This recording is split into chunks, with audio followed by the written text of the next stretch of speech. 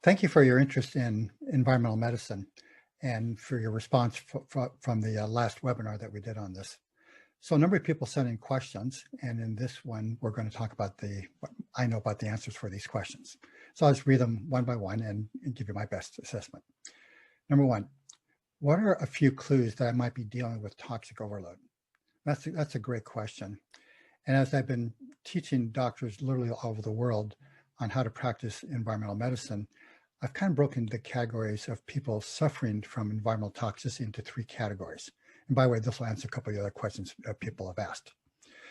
So the first signs in the average person for toxic overload tend to be seen in energy production. These things are very damaging to the mitochondria, so they produce less ATP and we have less energy. The second one is in neurological function. One of the first signs people start noticing is the brain doesn't work as well. You know, maybe the memory is a little slower, or they're feeling a little kind of fuzzy. Look at somebody with mercury toxicity, for example, in the early stages, you know, they'll think, well, their memory's kind of fuzzy. It's almost like they're walking around in a fog. Okay, well, that means significant effects. There are really good tools available online now where you can actually assess your neurological function and then see how it changes over time. So very clear, neurological is an early one as well. And then finally, infections. The immune system is very susceptible to these environmental toxins. And so people start getting not only more infections, but also more risk for autoimmune disease. So again, three things: fatigue, brain dysfunction, and immune dysfunction are typically the earliest signs that show up. So are some people more prone to toxic effects? So that's where we get into these three categories. I break it into, first off, what I call the yellow canaries. So those who aren't aware of this story, when miners were in the early days down in these coal mines getting coal out, they were susceptible to carbon monoxide poisoning and even death. So they would bring yellow canaries with them down into the mines because the yellow canaries were way more susceptible to carbon monoxide. They started dropping off, and as soon as the miners saw that, they know to get out of the mine as quickly as possible because they opened up a vein that had a lot of carbon monoxide in it. So we have people like that in our society, people who are more easily damaged by environmental toxins. So they're the ones who are kind of chronically unwell. They often don't have an overt disease yet, but they're chronically unwell and there's no reason for it. All lab tests are normal. And something I've learned, and I've seen a lot of patients, is when patients suffering the same kind of problem, all use some of the same words, I think, wow, maybe there's something there. And what I've heard from these people is they feel like they get exposed to something and it knocks them off. That's how they say it, knocks them off. Now, maybe it's the age group that I'm in that people use that terminology, but it was really amazing when several people said exactly the same thing to me. So they get exposed to somebody's perfume or somebody's smoking, or they ride in a car in the freeway for a while and they're just feeling terrible afterwards. Well, that's what we're looking at here. People who, with everybody else, they don't notice anything until, of course, way later. But these other people respond very quickly. So yes, no question, some people are more prone. There are many reasons for this. I think it comes down to two primary reasons. Number one is they're less able to detoxify these agents, these chemicals and metals in the safest possible way. So we try to detoxify them, but sometimes people detoxify them in ways which actually can make them more toxic based on their own genetics. So that's one reason. And the second reason I think this happens is because they appear to be unable to produce enough glutathione or to recycle glutathione as well as they should based on their exposure.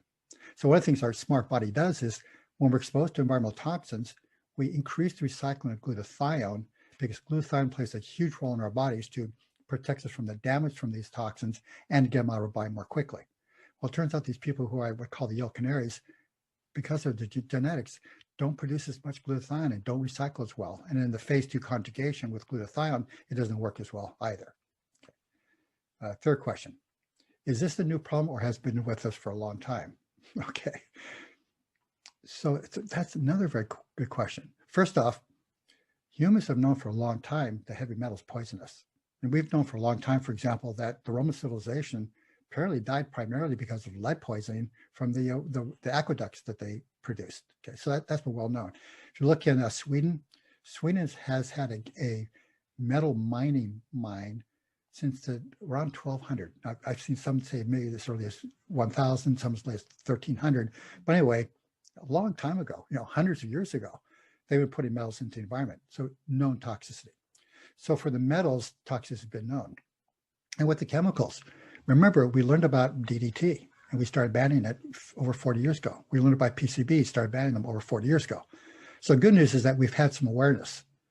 But the bad news is that so much of the public health efforts in this area have been around primarily industrial toxicity and high dosage toxicity, and has not been adequately receptive to or aware of the chronic effects in the population when over their lifetime, they're exposed to not one toxin like just lead, but near as I can tell, looking at a lot of research, there are about 100 metals and chemicals now high enough in the environment that they're causing disease. So the level 1 may not be that bad, and level another one may not be that bad, but then level another one, well, maybe that's not that bad either. But when you put all three together, the damage is way worse because we saturate our body's ability to protect ourselves from these things. So what's happened is our environment has become progressively more polluted. Yes, we made some progress in some areas like banning lead. The good news is when we banned lead, again, over 40 years ago, the lead levels in the population have gone down. That's great. Okay, but there's also two problems, and that is, while lead went down, most everything else went up. And when people get into 50s and 60s, what tends to happen to them? Well, they tend to lose bone. You're not supposed to, but that's what happens because of our modern diet with low in nutrients and low in vitamin D and et cetera. But as they're losing the bone, what comes out of the bone? The lead. So you look at people in my generation, well, we didn't worry about lead and gasoline. So as a kid, I would use gasoline in all my projects. I had a go-kart and always use that. And I didn't wear gloves using the gasoline to clean the parts and things like this. Well, I just put lead into my body. So now I need to maintain my bones because if I lose my bones, I get lead. A lot of people in that same situation. They formed their bones before lead was banned. And while it's good lead was banned, remember, it took a while to get the levels down. So a lot of people have a lot of lead in their bones. Okay. So we have increasing body load of these environmental toxins. And when people start losing bone, more comes out, not just lead, but mercury as well. So at the point, and when does all this disease start with most people? In the 50s and 60s. So there's another reason why people have been less aware of the problems with these toxic elements and things, and that is when we're younger, let's say below the age of 50, our body has huge adaptive ability. So we can protect ourselves from the damaging effects of these toxins, at least the overt acute symptom effects. But the damage is building up. The levels are building up in our body. The damage is building up in our body. We're doing more DNA damage. We're filling our bones. We're filling our fat stores with these things. And when those things start coming out, when we start losing our adaptive ability, now all of this disease comes out. Number 4, what are the 3 most important things people can do to address multiple level toxins in our body? Another great question. There's basically 3 strategies. Strategy 1 is stop the exposure. I mean, we can talk about all these detox programs, and yeah, there's plenty of good detox programs, but if the toxins are still coming in, why bother? Okay, you're just putting more in. Okay, so you gotta stop the exposure. The second thing is we have to facilitate our body's own natural processes for getting toxins out. Remember, we've evolved over millions of years to have some really good detoxification systems. So in many of these toxins, we're able to get rid of them fairly easily if we stop exposing ourselves. So these are what are called the non-persistent toxins. So an obvious non-persistent toxin would be something like alcohol. Okay, people drink alcohol and they get high, and the next day, next morning if they drink a lot, they'll be feeling bad, but next day they're probably okay because they got rid of all the alcohol. It's a non-persistent toxin.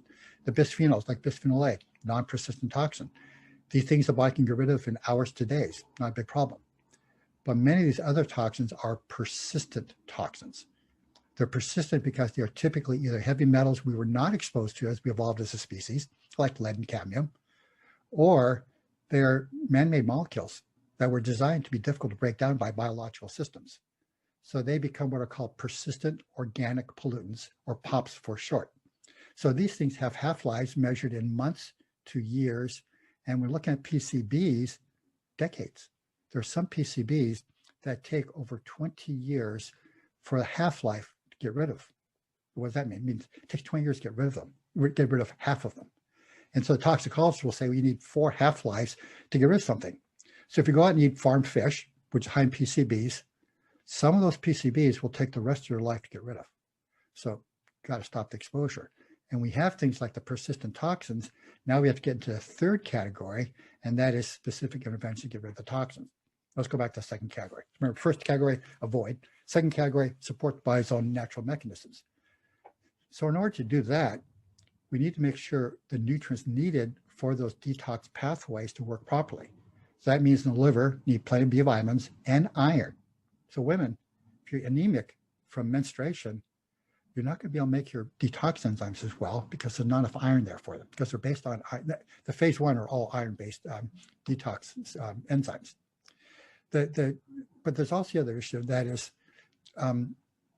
once the body has detoxified, it then has to dump these things through the liver into the gut, and you have to then have these toxins bound to them, or the toxin metabolites bound to the fiber in the gut to get it out of the body.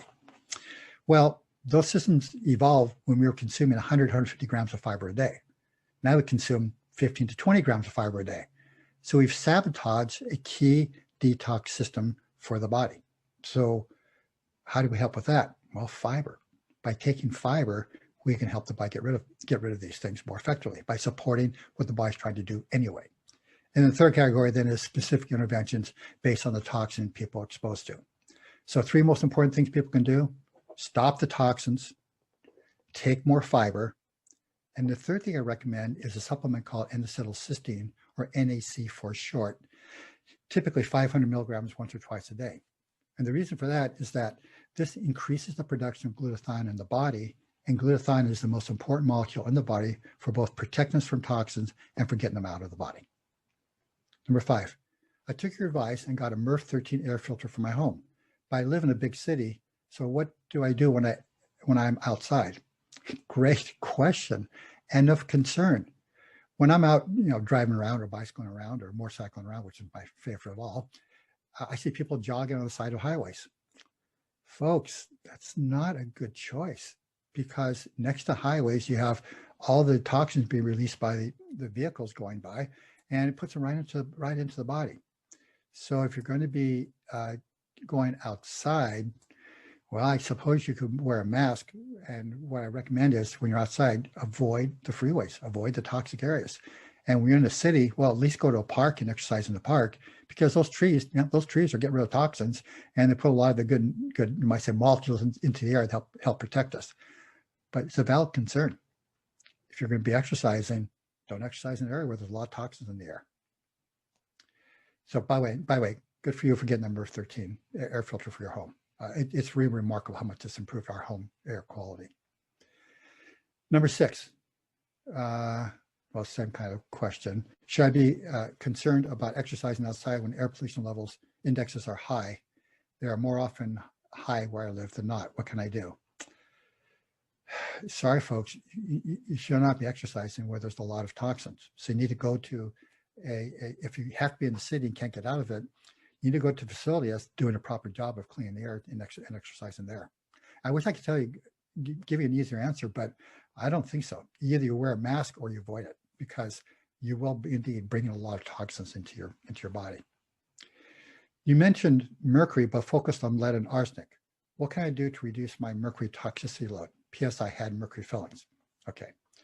So if people have so-called silver fillings, which are 55% mercury, I strongly encourage them to go to an ecological dentist and get them out of their body. And notice I said an ecological dentist. If you go to a regular dentist, what he or she will tell you appropriately is, well, I'm not going to drill out your fillings, because if I drill out your fillings, it'll vaporize the mercury and put a lot more of it into your body. And that's indeed what happens when you drill out the fillings. So the ecological dentists do it in a different methodology. First off, they don't drill out the fillings, they chip them out. Okay, so you get chunks of mercury, so you don't get all that vaporization. Second is they do dams in the back of the throat, make sure nothing's going in.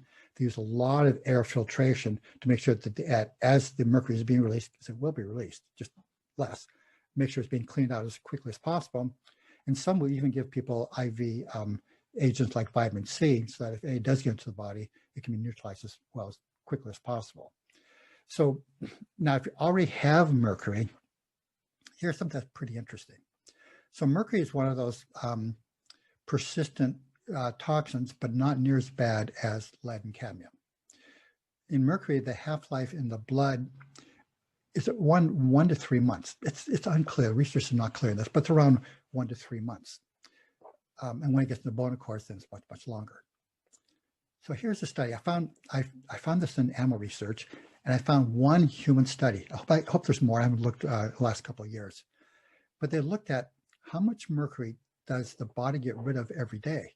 I was stunned to see the body excretes into the gut 1% of the mercury every day. So, well, that's really interesting. So how come we have so much mercury problems? Well, I found the study showed that we then reabsorb 99% of the mercury that was just dumped into the gut. So why would our smart bodies waste all that metabolic energy using glutathione to get mercury out of the body into the gut and then reabsorb it through intrahepatic recirculation?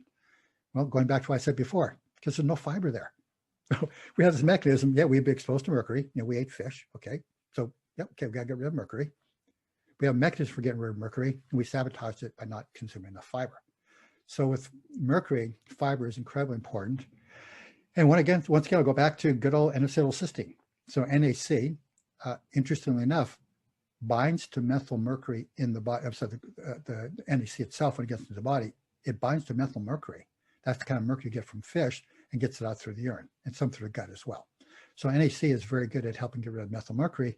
And because increased glutathione levels, glutathione is responsible for pumping mercury across the blood-brain barrier into the blood so the body can get rid of it.